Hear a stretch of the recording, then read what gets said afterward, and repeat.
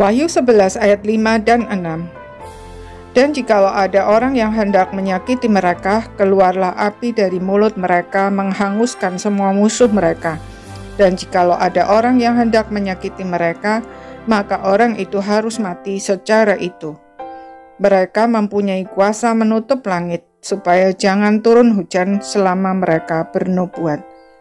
Dan mereka mempunyai kuasa atas segala air, untuk mengubahnya menjadi darah, dan untuk memukul bumi dengan segala jenis malapetaka setiap kali mereka menghendakinya. Kedua saksi Tuhan yang merupakan simbol dari semua orang percaya di segala tempat dan zaman, bukan hanya diutus, tetapi juga diperlengkapi dengan perlindungan istimewa, yaitu bahwa sekalipun menghadapi banyak perlawanan, bahkan penganiayaan, para saksi Kristus tidak bisa dikalahkan sampai firman Tuhan diberitakan dengan tuntas.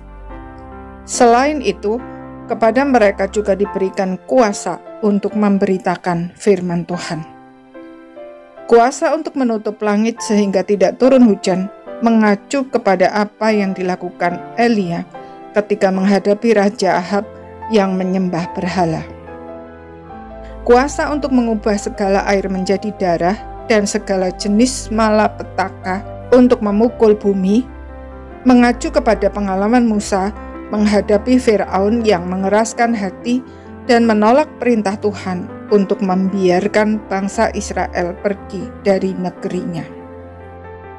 Baik Raja Ahab maupun Firaun akhirnya terpaksa mengakui bahwa mereka tidak dapat melawan Allah. Meskipun demikian, mereka terus mengeraskan hati, tidak bertobat, dan binasa di dalam dosa-dosa mereka. Sebagaimana Elia dan Musa, setiap orang percaya diutus untuk menjadi saksi Tuhan, sekaligus diperlengkapi dengan perlindungan istimewa dan kuasa untuk menyampaikan firman Tuhan. Tetapi bukan berarti kita boleh menggunakan kuasa Tuhan untuk kepentingan pribadi atau mencobai Tuhan dengan bersikap tidak bijaksana sehingga memberi peluang kepada pekerjaan roh-roh jahat. Seperti misalnya sengaja pergi ke tempat-tempat yang jelas-jelas merupakan sarang iblis. Namun, jika suatu saat kita harus berhadapan dengan kuasa-kuasa jahat, jangan takut. Sebab sebagai saksi Kristus kita sudah diberi otoritas untuk mengalahkannya. Jika kita memberitakan firman Tuhan dengan benar, selalu akan menghasilkan dua sikap.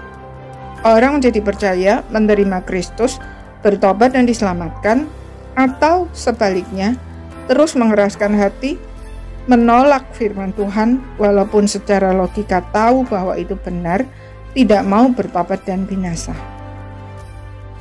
Apapun hasilnya, yang penting kita telah memberitakan firman Tuhan dengan setia dan benar. Sebab Tuhan tidak melihat hasil. Dia menghargai setiap usaha yang tulus untuk memahami, melakukan, dan memberitakan firman Tuhan. Kiranya kita semua boleh menjadi saksi Tuhan yang berkenan kepadanya.